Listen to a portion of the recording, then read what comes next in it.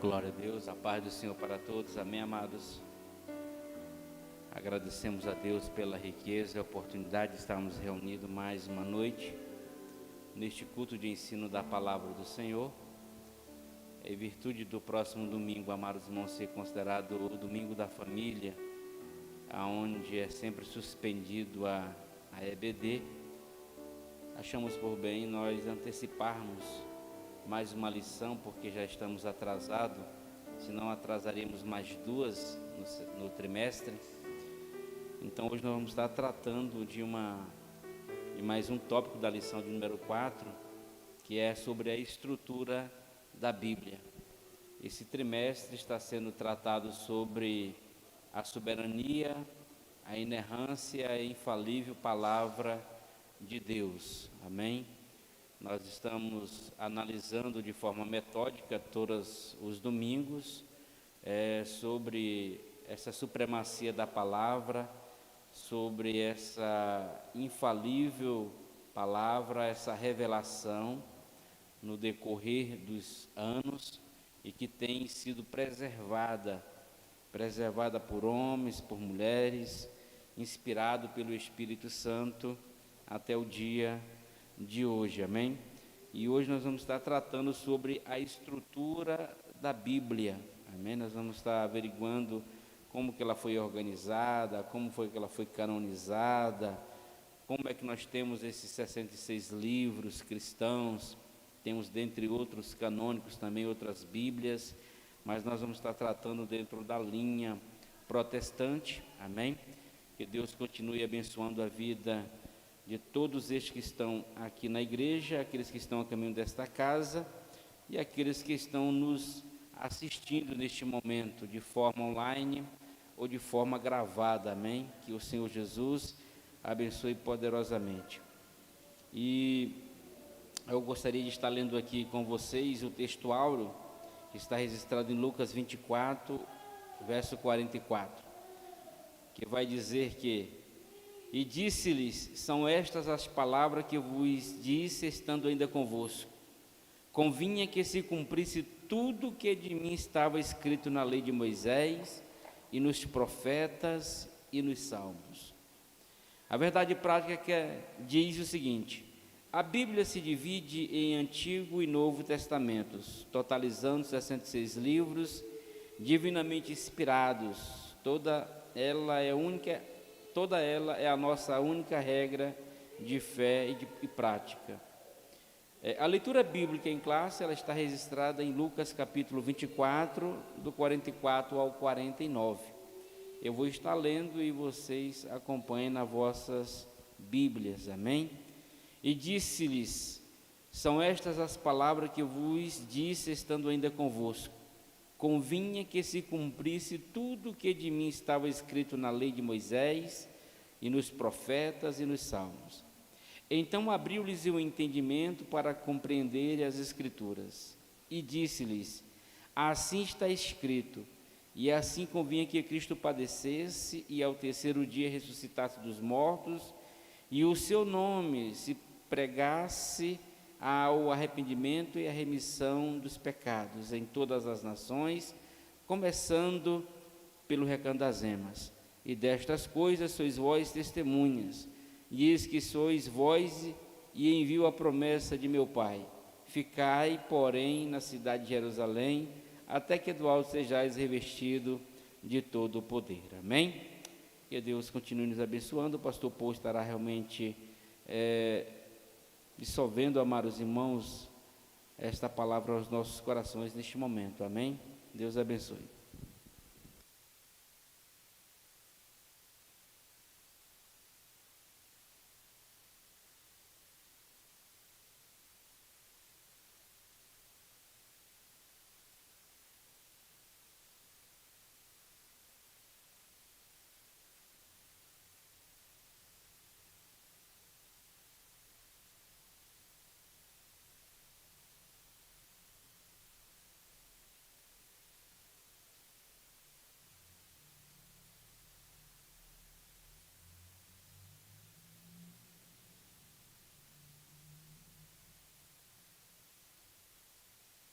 Aleluia. Deus abençoe a todos em nome de Jesus. Amém. Glória a Deus. Muito bom que você está aqui presente nesta noite, para que a gente possa louvar e adorar o nome do Senhor. E é um privilégio cada vez que a gente tem essa oportunidade de estar na presença do nosso Rei. Louvamos a Deus pela sua presença e também pela presença dele no meio de nós. Aleluia. Vamos cantar um hino aí da APA Cristã. Vamos cantar o número 5. Odesse Fogo Santo. Aleluia. Aleluia. Vamos cantar um hino. Glória a Deus. Nordarina, pode me ajudar? Por favor. Aleluia.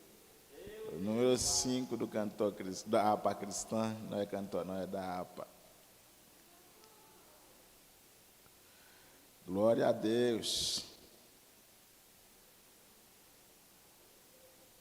Número 5, espírito, alma e corpo. Espírito, alma e corpo. Bendito é o teu nome, Jesus. Aleluia. Espírito, alma e corpo, oferto a ti, Senhor, como hóstia verdadeira em oração de amor. Eu tudo a Deus consagro, em Cristo vivo altar. Ó, desce fogo santo, do céu vem tu selar.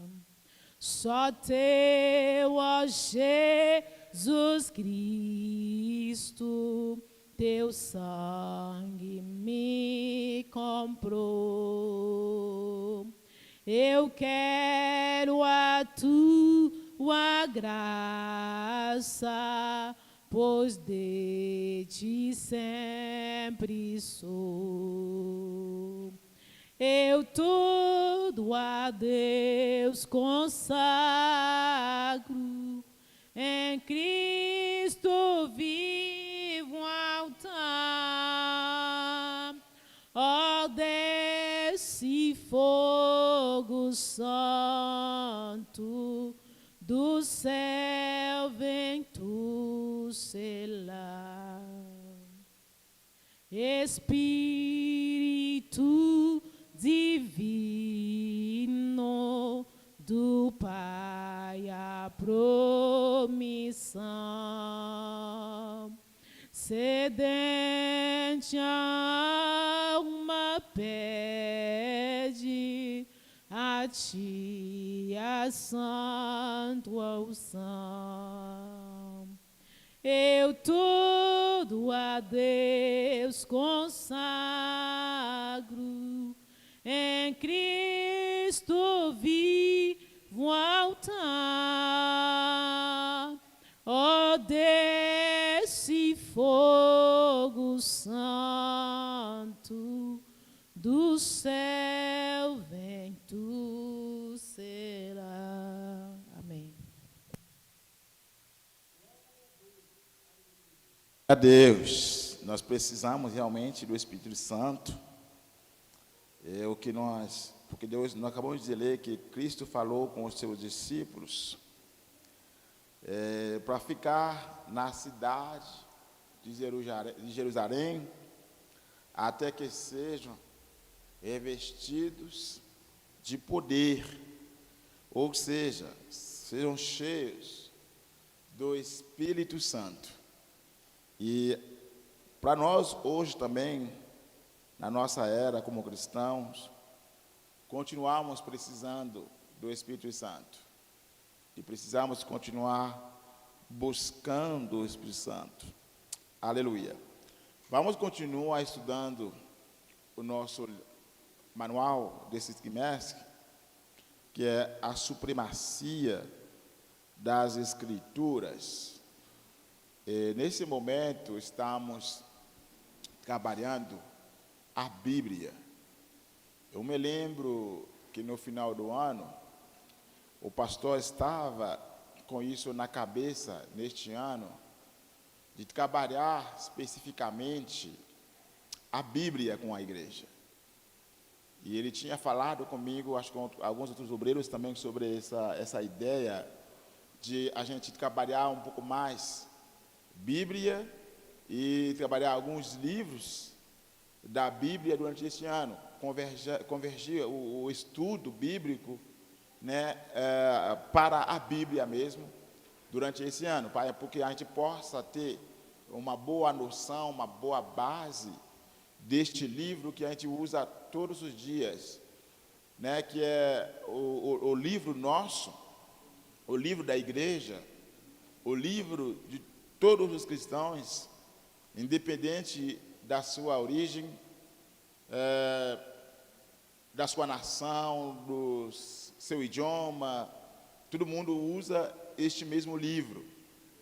Talvez com traduções, versões diferentes, mas é o mesmo.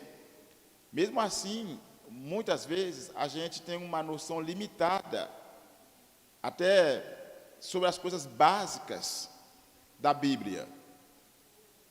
Enquanto carregamos a Bíblia todos os dias. Então, deveríamos ser especialistas sobre essa questão da Bíblia. Pois eu acho que é o único livro que a gente passa muito mais tempo estudando.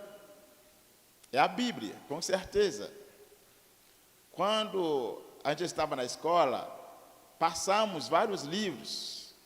E no final dos estudos, faculdades, a gente se converge para um ramo específico. Ou, cadê as literaturas que eu estudei quando eu estava no colégio? Literatura francesa, literatura haitiana, os livros históricos que a gente estudou. Então, tudo ficou para trás. E hoje em dia, eu não falo mais sobre Montesquieu, sobre outros autores franceses que a gente estudou, eu não falo mais disso. Tudo saiu da minha cabeça, tudo saiu da minha vida. Eu estou num ramo específico, matemática, engenharia. Enquanto, desde eu era criança, a partir de 8 anos, eu comecei a carregar esse livro, e que nunca passou da minha vida, que permanece até hoje, e que vai continuar permanecendo. Não sei desde quando que você também está com esse livro na tua mão, a Bíblia. Desde quando que você começou? Né? Tem gente que nasce na igreja desde pequenininho. Os pais compraram as primeiras Bíblias de imagens para essas crianças. Então, que seja de imagens, que seja de letras, todo mundo carrega uma Bíblia de uma forma, né, que possa entender. Então, nós deveríamos ser especialistas realmente na questão da Bíblia. No entanto, não é bem assim. Não é bem assim. E é por isso que a cada dia nós precisamos rever.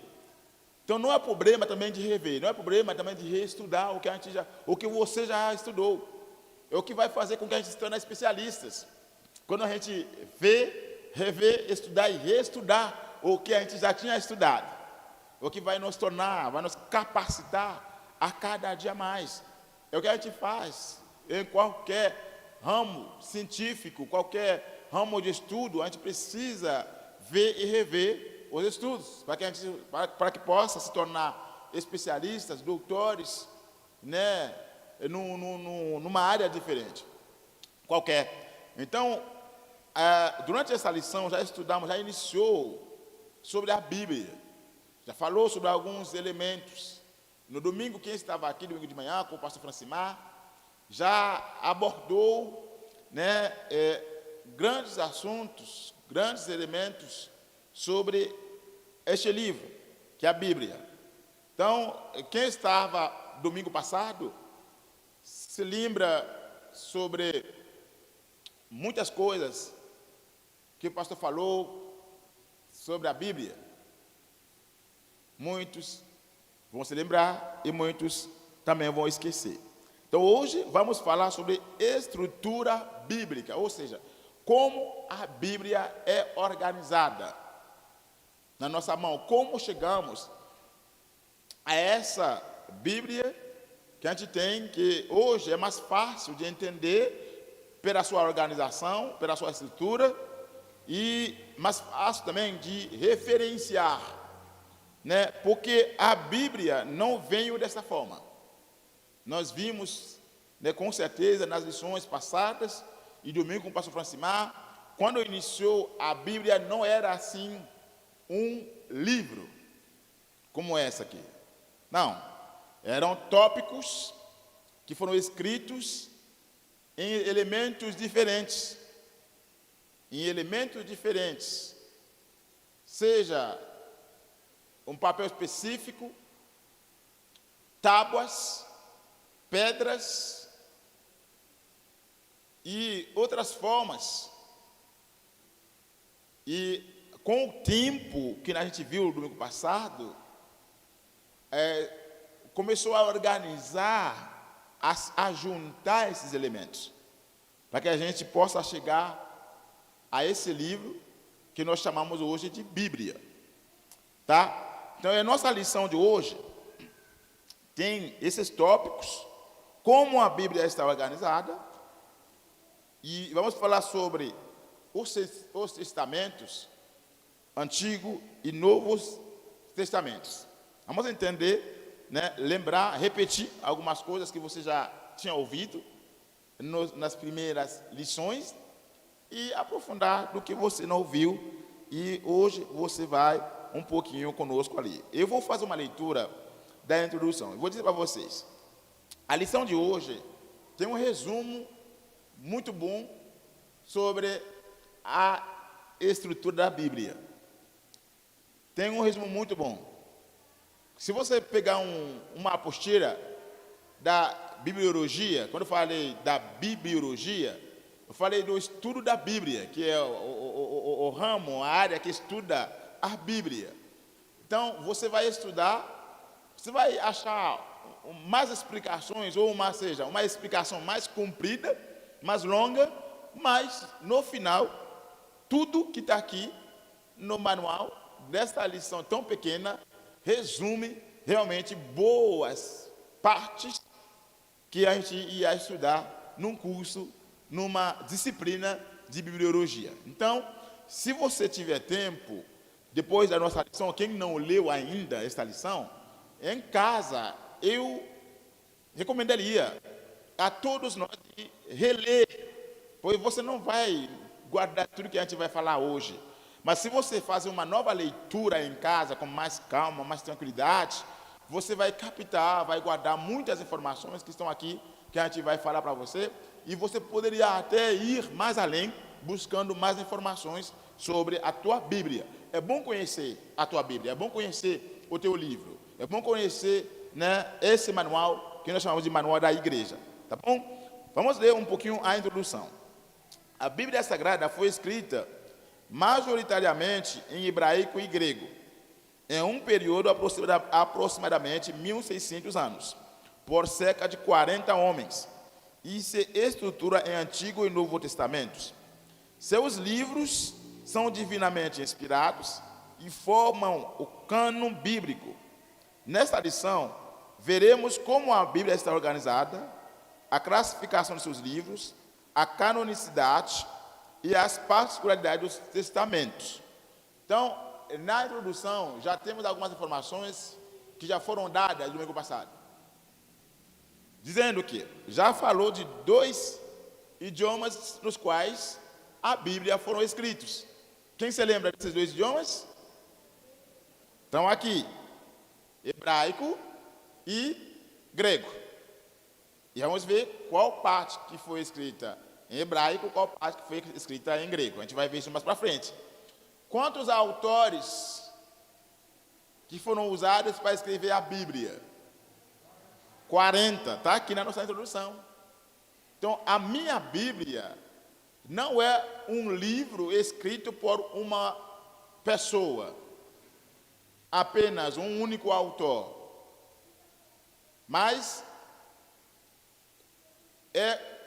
foi escrita por 40 autores.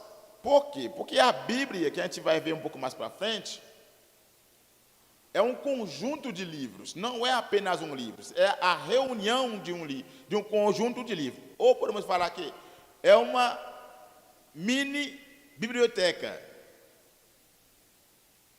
É uma mini biblioteca. É um conjunto de livros. São vários livros juntados em um único documento, que se chama Bíblia. E cada um desses livros tem seu próprio autor. E é por isso que falamos que a Bíblia foi escrita por 40 homens. Falei bem, escrita por 40 homens. Mas o que tem na Bíblia de verdade não é a palavra desses homens. Eu falei bem, que homens que foram usados. Homens que foram usados, mas não são homens que são realmente na base ou na origem da Bíblia. São homens que foram usados para escrever a Bíblia. E isso demorou cerca de 1.600 anos. E nossa Bíblia, já vimos na introdução que tem duas grandes partes, que a gente vai ver mais para frente. É o Antigo Testamento e o Novo Testamento. Voltaremos a falar sobre cada um dessas partes da Bíblia. Bom, vamos agora entrar um pouquinho na organização da Bíblia. Vamos no nosso primeiro tópico, que diz como a Bíblia está organizada. Amém? Vamos ler no nosso manual, porque, como eu falei, eu achei muito bom a lição, bem detalhadamente preparada, para apresentar a Bíblia que a gente tem na nossa mão. O primeiro elemento é a definição do termo Bíblia. A palavra Bíblia tem origem tanto no vocábulo grego como no latim. O termo grego, Bíblios, significa livro e tem conotação de qualidade sagrada. A palavra Bíblia, em latim, é um substantivo feminino singular que igualmente exprime a ideia de livro. Por volta do ano 150 depois de Cristo, os cristãos passaram a usar o termo em grego da Bíblia, os livros, para referir-se ao conjunto de livros inspirados por Deus. O dicionário bíblico Wycliffe explica que o singular Bíblia em latim revela uma unidade de pensamento e uma pureza. Por isso, a coleção dos livros sagrados forma um único livro, a Bíblia Sagrada, chamada também por Paulo de as Santas Escrituras, que apresenta para nós uma definição da palavra Bíblia apenas, a sua origem de grego e de latim, e que seja substantivo singular em latim e plural em grego, que a gente tem. Então, vai referir a palavra Bíblia. Singular, para dizer que, então, é um único livro, que é a Bíblia, e no plural, para dizer que é a reunião de um conjunto de livros. Então, é isso. Que se você fala Bíblios ou Bíblia, segundo a origem que estou referindo, vai referir-se a este mesmo livro, que é a Bíblia. Pois no momento que eu tenho a minha mão, eu falo a Bíblia. Então, singular, quer dizer um único livro. E para os gregos, então falam de Bíblios, porque para eles, esse aqui não tem apenas um livro, mas é um conjunto de livros. Então, só isso. Mas a Bíblia em si significa livro, ou reunião de um conjunto de livros. Ou seja, vários livros em um só. Isso é a palavra Bíblia. Então, para dizer, é um conjunto de livros. Não é mais do que isso. Então, vamos falar sobre o cânon bíblico agora. Bom, o que é um cânon, gente? Está aqui também no nosso tópico, a palavra canon. E vamos entender porque quando falamos da Bíblia, tem que falar do canon. O pastor Francimar já falou sobre isso domingo passado. Já falou. Mas vamos fazer uma leitura para que você possa rever o que foi dito e guardar um pouco mais. Se tornar especialista, como eu falei no início, sobre essas questões. A expressão canon procede do hebraico cané, com o sentido de vara de medir. O termo correspondente em grego é canon, que significa régua. Desse modo, na teologia, o vocábulo canon é empregado como norma de avaliação para identificar os livros sagrados. Em vista disso, o termo canônico passou a designar os 66 livros aceitos como divinamente inspirados, seja 39 livros no Antigo Testamento e 27 no Novo. Isso quer dizer que o Espírito Santo guiou o seu povo a reconhecer a autoridade desses escritos como regra da fé e prática. Nesse sentido, o cânon bíblico está completo. Não pode ser acrescentado ou retirado das escrituras canônicas. Aqui tem a palavra canon, que estamos definindo nesse momento, que tem a sua origem do hebraico e a sua definição na cultura hebraica era um elemento ou uma vara, uma régua, igual ao quem já viu o pedreiro trabalhando, eles usam régua de madeira mesmo, para medir, né, para fazer alinhamento, para fazer correções. Então tem umas réguas que estão usando. E no hebraico, essa se chamava canon. Em português chama régua. E em francês nós chamamos de règle. Então cada idioma tem o seu nome, mas tem o mesmo papel, mesma responsabilidade, mesmo serviço. Então, para eles, essa régua era o canon. Era uma vara usada para medir. Então, se vai medir, também pode ser usada para corrigir. Também tem norma também. Um elemento que nós chamamos de uma norma é um elemento que como um modelo. Por exemplo, tem pessoas que estão fazendo costura, por exemplo. Tem um padrão, sim ou não? Tem um padrão, né, que a gente usa, que eles usam para cortar as roupas. Então, qualquer peça tem um padrão. Então, esse elemento também poderia ser chamado de canon, porque isso permite que a gente corte roupas em medidas certas, em tamanhos certos também, corrigir peças que saíram também com alguns erros. Não, vamos corrigir através do padrão, né, que é a norma estabelecida para fazer cada peça. Então, esse era o canon. E essa palavra também entrou na teologia para designar os livros da Bíblia, que são normas que os pais eruditas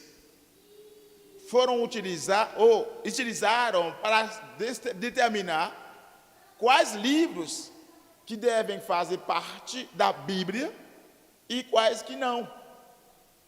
Então, tem alguns elementos que foram utilizados para dizer, esse livro pode ser usado como livro bíblico, considerado como inspirado ou não. Então, a partir disso, chama de canon. Então, o canon são regras, normas estabelecidas para decidir ou para escolher, para identificar todos os livros que existiam, que falaram de Deus, de alguns assuntos no Antigo Testamento ou no Novo Testamento, quais que são realmente livros inspirados ou não. E a partir desse momento chama de canon, esse conjunto de regras. Então é isso que nós chamamos de canon. E a partir desse momento, o termo canônico. Fala de livro canônico, ou seja, livro aceitado ou aceito como livro bíblico, se chama um livro canônico. E a partir desse momento, a partir desse cânon, foram identificados na nossa versão, como foi dito domingo passado, para completar a nossa Bíblia, 600 livros no total. Na nossa versão, na Bíblia cristã. Nós vimos isso no domingo passado. Será que todas as Bíblias têm apenas 600 livros? Não. Todas as Bíblias evangélicas têm 66 livros. Por exemplo, a minha versão aqui, que é a versão de Jerusalém, que eu comprei, mas bem sabido, que é uma versão católica. Já sabia disso, mas eu decidi comprar, que eu quis comprar essa versão bíblica. Mas é uma versão adotada pela Igreja Católica. Só que a Bíblia Católica não tem muitas diferenças com a versão nossa, a versão evangélica. Não. Só tem alguns livros a mais, que vimos no domingo passado. Mas nos outros livros não tem nenhuma diferença. Mesma coisa.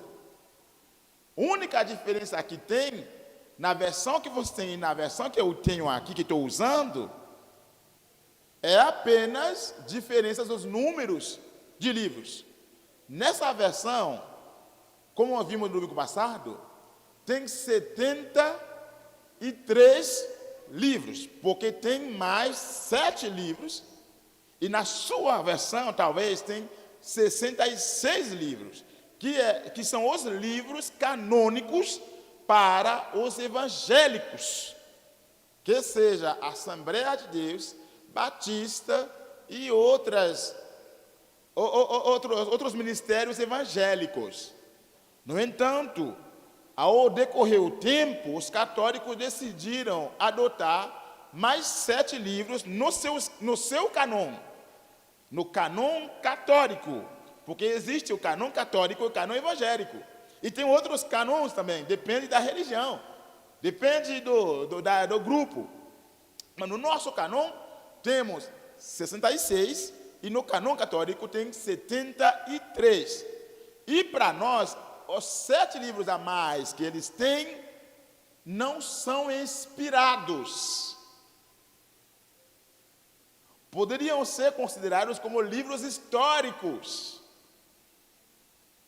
para pesquisar, para buscar informação, mas não podem ser considerados para nós como verdadeiro absoluto, igual ao nosso cânon, com 66 livros que nós consideramos como verdade absoluta. Está claro, pessoal? Absoluta. Então, a partir desse momento, nossa Bíblia tem 66 livros, dividido em 2 partes. O Antigo Testamento, que a gente vai falar logo daqui a pouco, e o Novo Testamento. No Antigo Testamento, tem 39 livros, que a gente vai ver detalhadamente.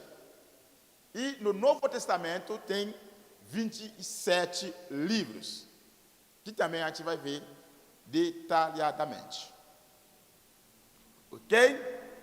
Vamos para frente. Só que, gente, a partir desse momento que completou 66 livros, eu queria que você lê comigo em Apocalipse 22, versículos 18 e 19.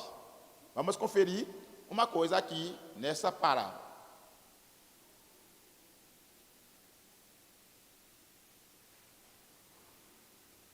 Está dizendo: declaro solenemente a todos que ouvem as palavras da profecia registrada neste livro. Se alguém acrescentar algo ao que está escrito aqui, Deus acrescentará a essa pessoa o quê? As pragas descritas neste livro. 19. E se alguém retirar qualquer uma das palavras neste livro de profecia, Deus lhe retirará a participação na árvore da vida e na cidade santa descritas neste livro. Domingo eu preguei sobre essa cidade, que é a Nova Jerusalém, que o apóstolo João viu que estava descendo, pronta, preparada como uma noiva que está indo para o seu casamento. Se acrescentar algo acima da Bíblia, Deus vai acrescentar também pragas ou punições para esta pessoa. E se retirar alguma coisa, então Deus também vai retirar, essa pessoa não vai ter mais acesso à cidade santa, ou seja, não vai ter a vida eterna. Pronto. É isso. Então eu não posso acrescentar nada mais, eu não posso retirar nada mais, porque a Bíblia está completa. Acabou. É o que diz a palavra do Senhor. Então, 66 livros, fechou, ninguém pode nem acrescentar, nem retirar. Será que hoje não tem algumas coisas que estão, algumas mudanças acontecendo em algumas versões bíblicas, que a gente deveria falar um pouco mais sobre as versões bíblicas, como quando você vai comprar uma Bíblia, como comprar Bíblia? Será que só chega no mercado, ver uma Bíblia e comprar uma Bíblia de qualquer jeito? Não, tem que cuidar. Tem que cuidar na versão que você vai comprar. Tem que ser ciente desta versão. É uma versão boa ou não? Porque tem gente que está fazendo, que está retirando algumas coisas que não são segundo as suas vontades. Aí não posso chegar e comprar qualquer Bíblia porque o nome é Bíblia. Tem que cuidar disso na hora de comprar algumas Bíblias. Tá? Tem que cuidar. Bom, já falei sobre os testamentos. Vamos ver os 2 testamentos bíblicos. O termo testamento vem do latim testamentum, que é tradução da palavra grega diatheke e da hebraica berit. Ambos os termos têm o sentido de aliança, pacto ou concerto de Deus com a humanidade. A expressão Antigo Testamento foi inaugurada por Paulo no 2 Coríntios 3,14 e refere-se aos livros dos judeus reconhecidos por Jesus como as Escrituras, a lei, os profetas e os salmos.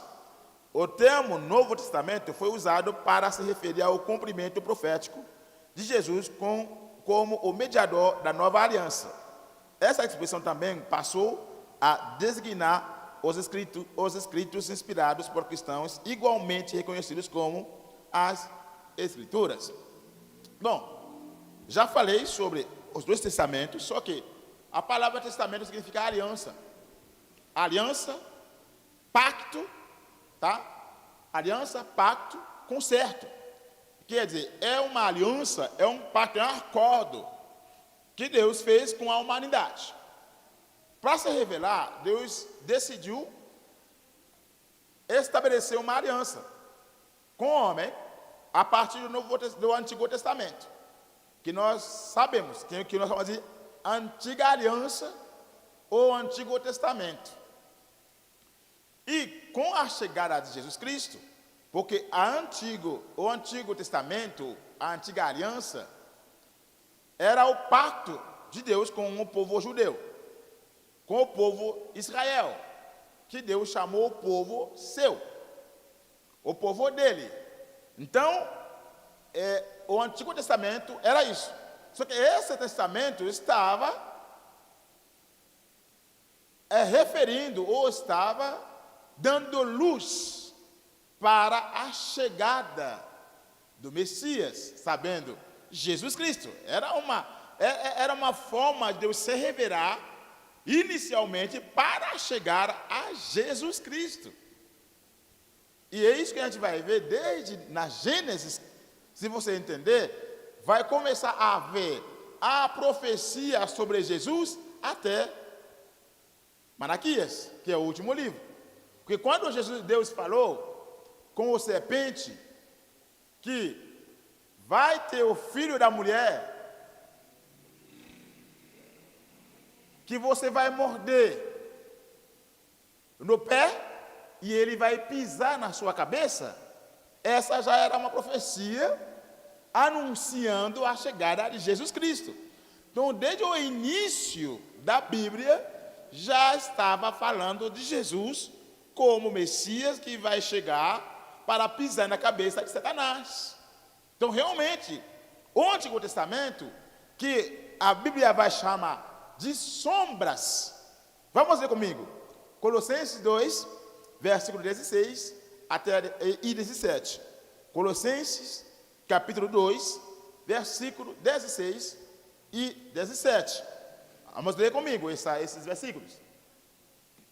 Portanto, não deixem que ninguém os condene pelo que comem ou bebem, ou por não celebrarem certos dias santos, a cerimônia de lua nova, os sábados. 17 diz: pois, ou seja, porque essas coisas são apenas o quê? Sombras da realidade futura. E o próprio Cristo é essa. Está vendo como que está claro? Que esse testamento, o Antigo Testamento, a antiga aliança, era sombras da realidade. O que quer dizer? O povo judeu, o povo de Israel estavam vivendo na sombra. E eu hoje, eu estou vivendo a realidade. Que bom, que maravilhoso isso aqui. Porque eu conheço Jesus, eu vivo de Jesus na nova aliança. É a realidade. Eu queria ler com você também Hebreus 10, versículo 1. Hebreus 10, versículo 1. Então, o Antigo Testamento era sombras. Diz, a lei, quando fala da lei, falando do Antigo Testamento, tá bom? Lei, Antigo Testamento, constitui apenas o quê? Uma sombra. Um vislumbre das coisas boas por vir, mas não as coisas boas em si mesmas. Quer dizer, o Antigo Testamento era a sombra, era um vislumbre, uma imagem da realidade, das coisas que deveriam chegar, sabendo, Jesus Cristo, a nova aliança. Os sacrifícios são repetidos todos os anos, mas nunca puderam purificar inteiramente aqueles que vêm adorar. Os sacrifícios do Antigo Testamento eram sombras, eram vislumbre, eram apenas uma imagem da realidade, porque eles não tinham poder de fazer a purificação real de quem leva o bezerro, de quem leva o cordeiro, de quem leva o bicho para ser morto. Mas com Jesus Cristo nós fomos realmente purificados, sim ou não? Aí, justificados, santificados, e uma vez por todas, pelo sacrifício de Jesus, que é o sacrifício real, verdadeiro. Amém? Isso é. Mas isso não significa que o Antigo Testamento não é importante. É importante sim, porque serve para mim como referência, para conhecer a realidade antiga, para poder andar na realidade atual. Permite conhecer a Deus completamente. Porque é importante conhecer as primeiras revelações de Deus aos antigos povos, como o povo de Israel, Abraão, Jacó, tudo isso para chegar em Jesus Cristo. Então o Antigo Testamento não é menos importante que o Novo. Não é o que está dizendo. Tá, gente? Não é isso. Amém? Bom, vamos falar um pouco mais do Antigo Testamento para ver como que é organizado o Antigo Testamento. O Antigo Testamento, eu vou ler também aqui, porque está aqui tudo que a gente vai falar, para que você possa acompanhar no seu livro. Os livros do Antigo Testamento, a classificação dos livros do Antigo Testamento, tal qual conhecemos, hoje se divide nos seguintes grupos. Vamos ver. Porque o Antigo Testamento é a grande divisão da Bíblia, Antigo e Novo Testamento. Duas grandes divisões, duas partes maiores. Só que cada uma dessas partes, tem uma subdivisão, que você precisa entender como que é organizada, para que quando você esteja fazendo uma leitura bíblica, uma pesquisa bíblica, você sabe bem como se referir na minha pesquisa. Quais são? Primeiramente, o primeiro grupo da subdivisão se chama Pentateuco. Pentateuco.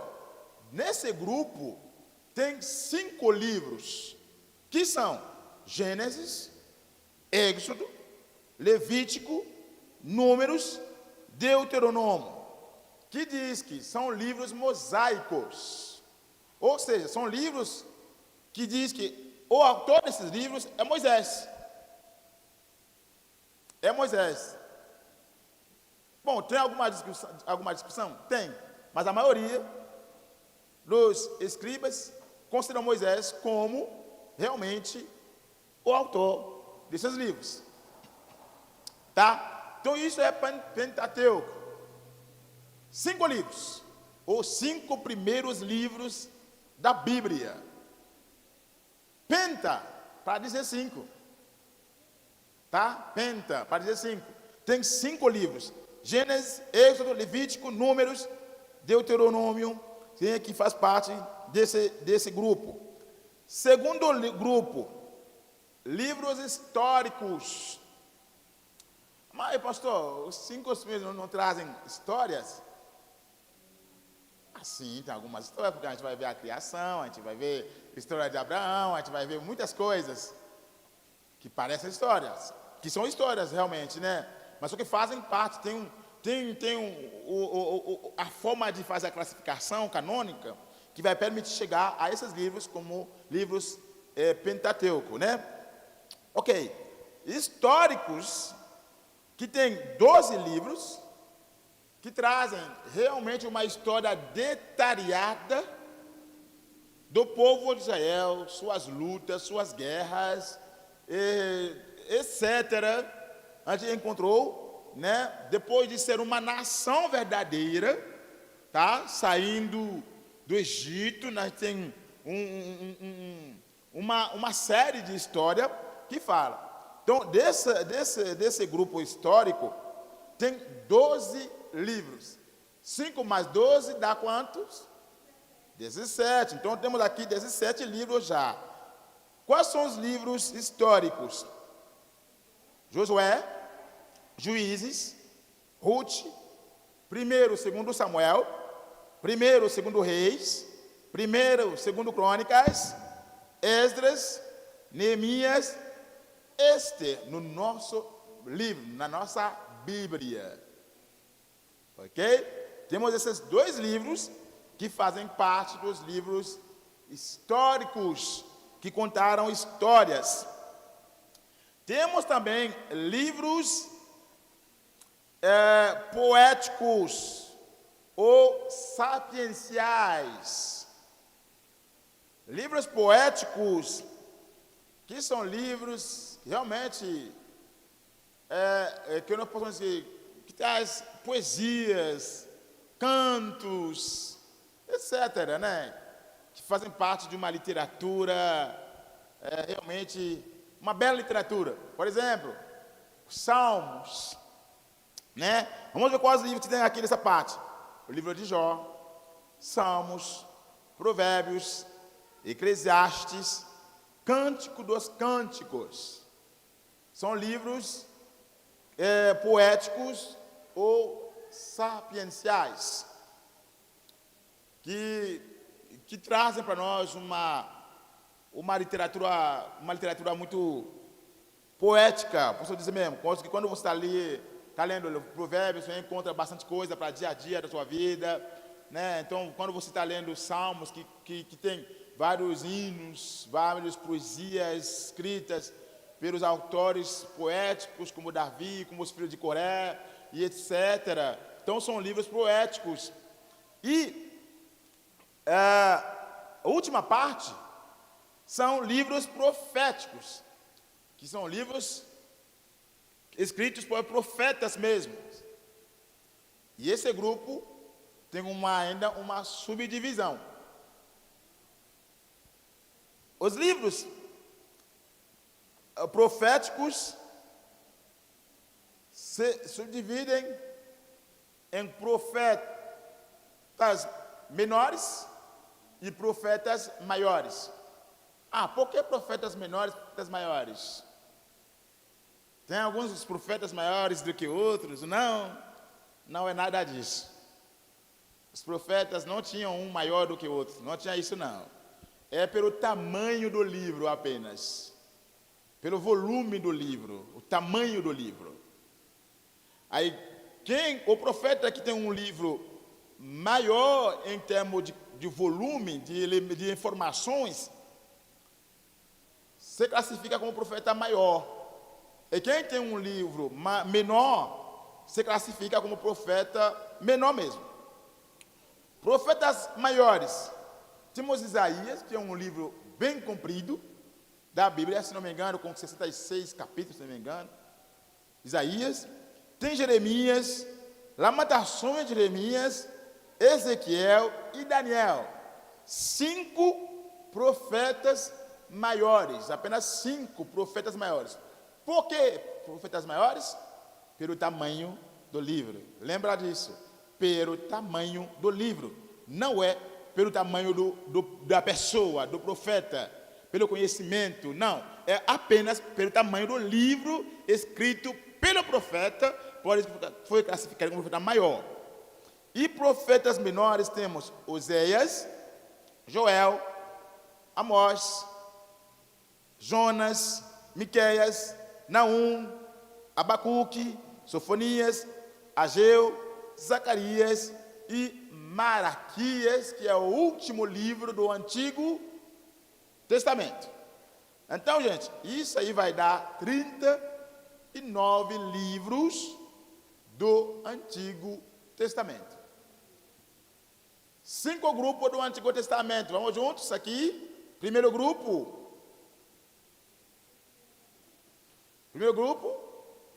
Pentateuco. Segundo grupo, históricos ou histórias. Terceiro grupo, poesias ou poéticos. Proféticos. Amém? Proféticos. E os proféticos têm 2 subgrupos, né, gente? Tem uma subdivisão. Profetas maiores e profetas menores. Tá bom? Que é assim que é organizada a antiga aliança que chegou até nós. Como que foi decidido quais livros que fazem parte desse Antigo Testamento? Será que tinham apenas esses livros escritos ou tinha mais? Eu acho que tinha muito mais. Mas foram escolhidos apenas 39. A regra ou a canonicidade para escolher esses livros foram, primeiramente, inspiração divina. Inspiração divina. A equipe que estava fazendo esse processo de canonicidade vai analisar cada livro detalhadamente para ver se realmente esse livro respeita esse versículo que diz: toda a escritura é inspirada por Deus e é útil para ensinar, para corrigir, para preparar bons obreiros para o ministério. Então, se por alguma razão descobriu que esse livro não foi inspirado, então não faz parte do cânon do Antigo Testamento. Por isso, os 7 livros que tem a mais na versão católica não entram na nossa. Porque para nós evangélicos, esses livros não foram inspirados. Foram rejeitados pela equipe que trabalha na canonicidade para a Bíblia evangélica. E esses livros são chamados de livros apócrifos. que o pastor viu conosco domingo passado. 7 livros apócrifos. Vimos que não existe apenas 7 livros apócrifos. O pastor apresentou domingo 3 livros grandes, onde foram organizados todos os livros apócrifos. Cerca de 200 livros apócrifos. Mas, também, a Igreja Católica decidiu que 7 deles foram realmente inspirados por eles. Mas por nós, não. Temos apenas 39. Ok? 39. Segunda regra, que está no nosso segundo subtópico, é reconhecimento do povo de Deus, que atesta se o livro era aceito como autêntico por seus primeiros leitores. Segunda regra. Primeira regra, a inspiração, que atesta se o livro realmente foi inspirado por Deus. Segundo, como esse livro foi aceito no meio dos primeiros leitores. Gente, esse aqui hoje também é utilizado, viu? Por exemplo, eu como pesquisador, eu escrevo um artigo. O meu artigo não vai ser aceito pela primeira mão. Vou ter que encaminhar o meu artigo, o resultado da minha pesquisa, a uma revista. Essa revista tem uma equipe que são os primeiros leitores do meu artigo, que vai analisar se realmente o que estou dizendo é verdadeiro ou não na minha pesquisa. Se é original ou não. Que são grandes mestres, grandes doutores da área onde vou pesquisar.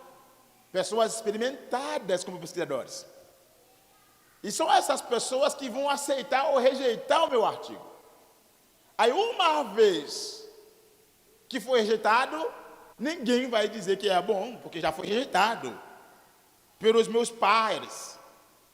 E se foi aceito também por uma equipe dessa, agora quem vai dizer não é verdade, vai ter que comprovar que realmente, com uma nova pesquisa, com uma nova prova, que o que está escrito aqui não é verdade.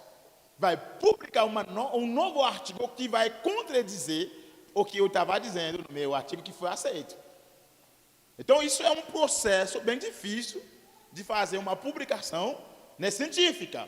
Então, também foi utilizado essa metodologia também para decidir se um livro é realmente canônico ou não. Como que foi aceito no meio do povo de Deus? Os primeiros leitores aceitam isso como verdade ou não? Isso foi usado também. Terceira é a preservação do livro. Gente, o livro saiu de cerca de 1600, já tem mais que 2000 anos. Então, levou anos, a gente vai ver, que levou um ano depois para fazer esse trabalho de canonicidade. Como passou já mais vários séculos, como que foi preservado a versão original? Aconteceu algumas mudanças, trocas, que podem falsificar a inspiração? Tudo isso foi analisado. Se descobriu algum truque desse livro, que pode falsificar, que pode levar a um erro da verdade, então esse livro foi rejeitado. E finalizando, escolheu 39 livros como verdadeiros, canônicos, para fazer parte da Bíblia. E hoje temos 39 livros que nós aceitamos como nossa regra de fé, que vai guiar a nossa caminhada cristã até a volta de Cristo Jesus, no Antigo Testamento. Amém? Vamos para o Novo Testamento, então. Vamos ver a particularidade, primeiramente. Em que idioma que foi escrito? Já vimos no domingo passado. O Antigo Testamento foi escrito em hebraico, a maior parte, hebraico. Algumas partes foram escritas em aramaico, que é um dialeto de árabes, tá? Então, o último livro canônico, que é Malaquias, que o concluiu antes, que é Malaquias, que concluiu a Bíblia do ano 430 antes de Cristo, foi concluído esse livro que é Malaquias. Então, a partir desse momento, não pode mais fazer nenhuma mudança. Ok. Mas, por que hoje a Bíblia tem capítulo que em versículo? Os livros não tinham essa subdivisão de capítulos e de versículos. Com o passar de tempo, era muito difícil referenciar. Para poder fazer uma referência, agora decidiu de fazer essa subdivisão. E por isso, bom, as datas que a gente tem aqui no nosso manual é absoluta. Tem algumas divergências sobre essas datas, mas a variação não é muito grande. Cerca de 5 anos, né, cada autor vai dizer uma data diferente, né, que foi feito isso, mas não é de grande importância. Tá? Aqui no nosso manual dizendo 1227. Em outros pode ver outra data, mas não é tão distante dessa data. Antes de Cristo. Ou não, depois de Cristo, desculpa. O texto do Antigo Testamento foi dividido em capítulos. E após cerca de 1445 depois de Cristo, o Antigo Testamento foi dividido em versículos. Hoje, com essa divisão, é possível dizer Gênesis, capítulo 2, versículo 3. Pronto. Fácil encontrar, fácil de chegar a esse ponto. Antigamente, não era possível dizer Gênesis e você vai pesquisar, ler todo o texto para poder achar o que você queria. Mas hoje não, facilita, eu falo para você onde eu queria ler e você vai direto, como foi feito aqui, para colocar um versículo aqui na tela. E facilita a nossa vida muito. E facilita também o nosso estudo. Breve, resumo do Novo Testamento. Bom, o Novo Testamento também, já falamos que tem 27 livros. Vamos um pouquinho rápido, o tempo está acabando, por isso vou resumir o que tem no segundo ponto, no terceiro ponto, e vocês, como falei, vão fazer uma leitura detalhada em casa. Tá bom, irmãos?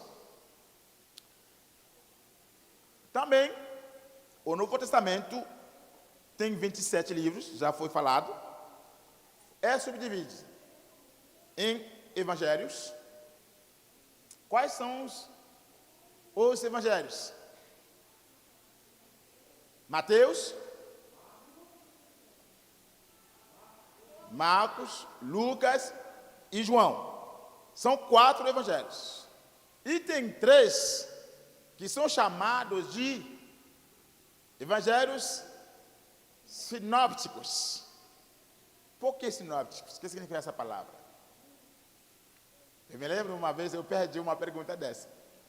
Eu fui no concurso, perguntou para mim, lá no Haiti, eu era muito mais jovem, o que é evangelho sinóptico? Eu não sabia disso não, irmãos. Não sabia. Mas, evangelho sinóptico, como? O que eu falei, qual a palavra que eu falei? Sinópticos. São evangelhos que tratam as informações quase idênticas, que trazem as mesmas informações, que são Mateus, Marcos e Lucas. João não faz parte desse grupo, mesmo que João, porque o evangelho de João é um evangelho que detalhadamente, que trata um pouco mais profundo a Jesus Cristo, mas não faz parte dos evangelhos sinópticos. Apenas Mateus, Marcos e Lucas. 3 evangelhos sinópticos, tá? Da nossa Bíblia. Então, depois chega as cartas ou epístolas. E as cartas, ou cartas. Então, que são livros escritos, direcionadas, realmente seja a uma igreja ou a uma pessoa física. Dessas cartas ou epístolas, a gente tem cartas paulinas, que são livros escritos pelo apóstolo Paulo, que são 13 no total, né? O autor do maior livro de cartas, né, no Novo Testamento, que vai de Romanos até Filemão. E também a cartas gerais, que é Hebreus, Tiago, Pedro 1 e 2, João 1, 2, 3 e Judas, que são cartas gerais, que tem alguns que a gente não tem o autor específico, não sabe exatamente quem é o autor. Por exemplo, Hebreus, ninguém sabe até hoje quem é o verdadeiro autor desse livro, ainda é indefinido, é um pouco duvidoso falar quem é o autor desse livro. Finalmente, também tem um livro histórico no Novo Testamento, tem um livro histórico. Qual que é?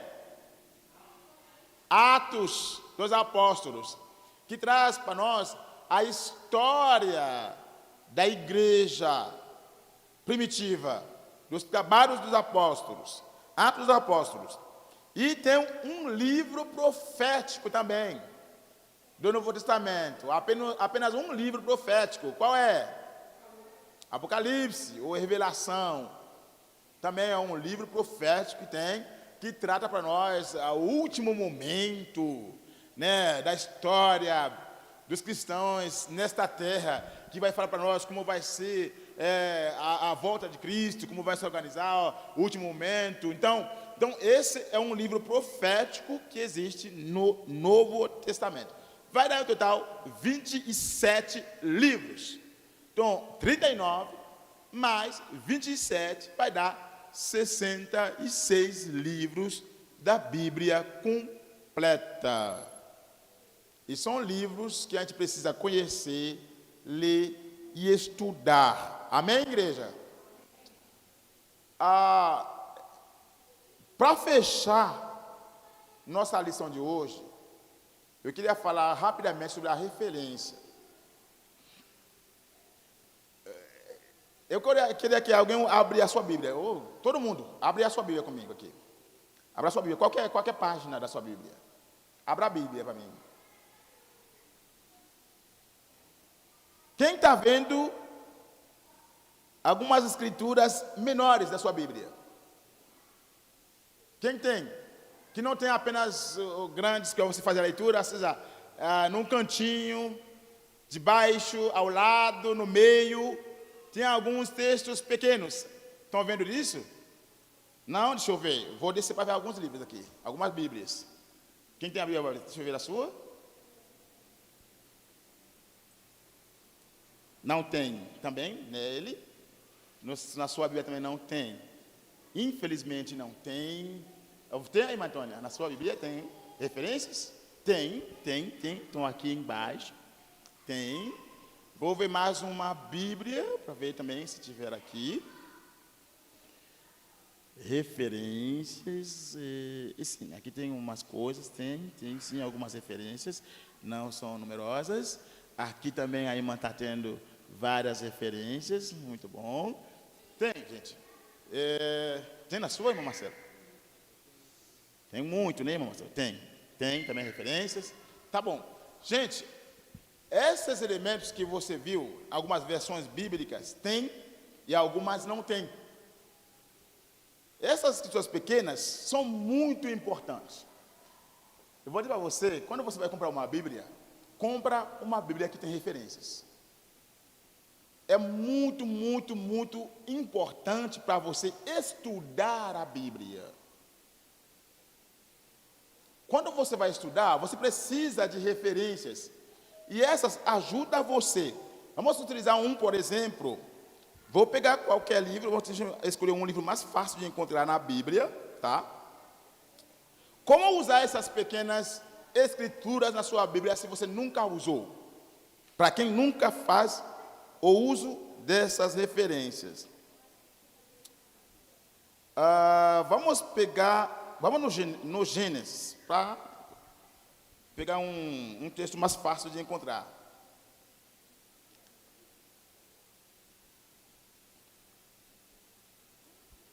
Abre para nós em Gênesis, capítulo 31.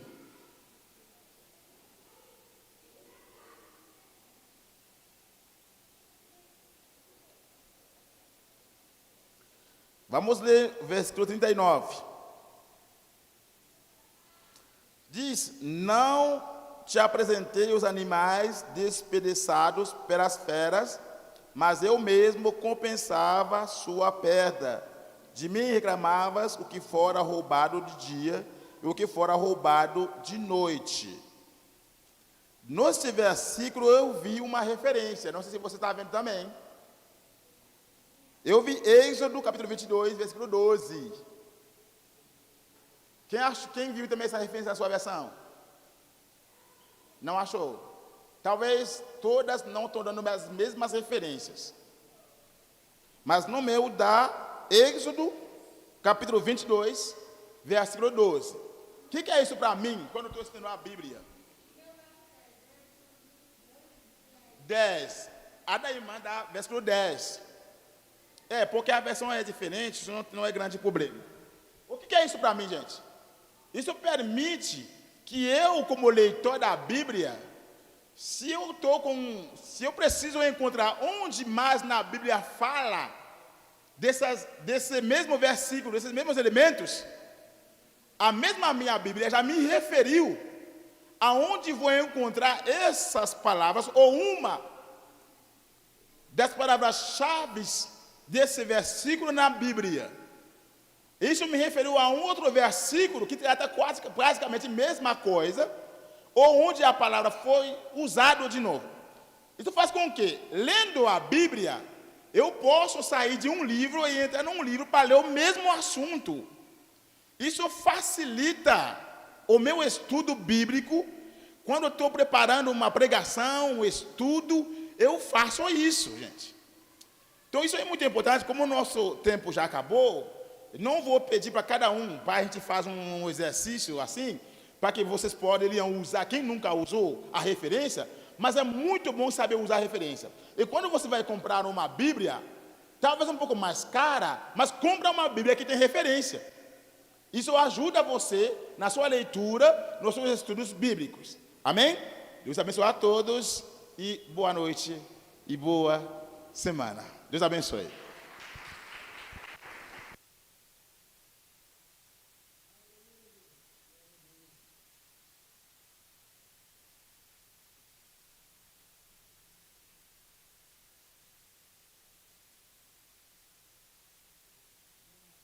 Glória a Deus. É muito bom, amados irmãos, estudar a Bíblia de forma detalhada, tá vendo? E especificamente, a gente absorve bastante informação para o nosso aprendizado. O estudo sistemático, ele é apenas é como se fosse um manual realmente, tá vendo? Não é apenas um resumo. E nós devemos aprofundar na palavra do Senhor, amém? Então foi de grande valia, amados irmãos, a vossa presença, também a ministração, de como compreender a estrutura da palavra do Senhor. Hoje é muito fácil a gente ter os 66 livros e achar que já veio dessa forma, né? Grandes dificuldades, grandes homens e mulheres morreram, amados irmãos, se tornaram mártires, para que chegasse até esta facilidade que muitas das vezes nós menosprezamos ou desvalorizamos os seus escritos, amém? Então passamos a valorizar, a amar, a ter justamente aquele desejo da leitura, as dificuldades, amados irmãos. Aprendam uma coisa: aquilo que vocês não entendam, coloque a observação, não entendi. Depois procure, amados irmãos, pessoas do seu convívio que possa lhe trazer uma interpretação condizente àquela passagem, amém? Isso é muito importante para o nosso enriquecimento. Não fique com a dúvida, não fique insatisfeito, sempre procure, amados irmãos, satisfazer, sabe, a tua leitura, a tua busca incansável. A Bíblia diz que é inacessível, amados irmãos, ou seja, quanto mais você busca, mais você tem desejo de aprender da palavra do Senhor, amém? Glória a Deus. Então, amanhã culto de oração, né, com o departamento de mulheres, e convidado a toda a igreja para estar presente às 20 horas. Sábado pela manhã, amados irmãos, consagração, a partir das 8 horas, e à noite é o culto no lar, na casa do nosso amado diácono Francisco, e ele convida aos irmãos daqui, que moram aqui nas proximidades, amados irmãos, que venham aqui até o templo às 19h30, e os irmãos que estiverem em carro, os que moram também aqui nas proximidades, se desloquem realmente ali para 201, né? 203, amém? Para 203, que o culto será iniciado às 20 horas, amém? Que Deus continue abençoando. No próximo domingo, amados irmãos, nós não teremos a EBD, somente o culto à noite, amém? Vamos nos colocar em pé em nome de Jesus. Quero agradecer a cada um de vocês que não mediram esforço, e aqueles que trouxeram seus dízimos e suas ofertas, amados irmãos, sintam à vontade, amém? O diácono Valmir estará recepcionando, abençoando a vida de vocês. Maravilhoso Deus, eterno Pai, nós te agradecemos e te louvamos, ó Espírito Santo, pela bondade e a misericórdia, por este aprendizado, ó Senhor Jesus Cristo, que agrega conhecimento, Deus amado, maturidade, Senhor Jesus, habilidade, ó Deus querido, no desenvolver, ó Deus querido, e na firmeza da nossa convicção da palavra do Senhor Jesus. Que o teu Espírito nos fortaleça, nos enriqueça a cada instante, Deus amado. Ó meu amigo Espírito Santo, ajude-nos, ó Pai amado, a superar, a suportar, a vencer, ó Deus. Apresentamos as nossas famílias, apresentamos o Brasil, apresentamos este globo terrestre em Tuas mãos, ó Pai querido. Conduza, dirija, Pai amado, seja feita a Tua vontade na minha vida, em nossas vidas, em nosso meio, ó Deus. Assim nós oramos e agradecemos em Cristo Jesus. A graça de nosso Senhor e Salvador Jesus Cristo, o amor de Deus nosso Pai, a comunhão e a consolação do Espírito Santo sobre cada um de vós, não somente agora, mas para todos sempre. Todos dizem: que Deus abençoe em Cristo Jesus.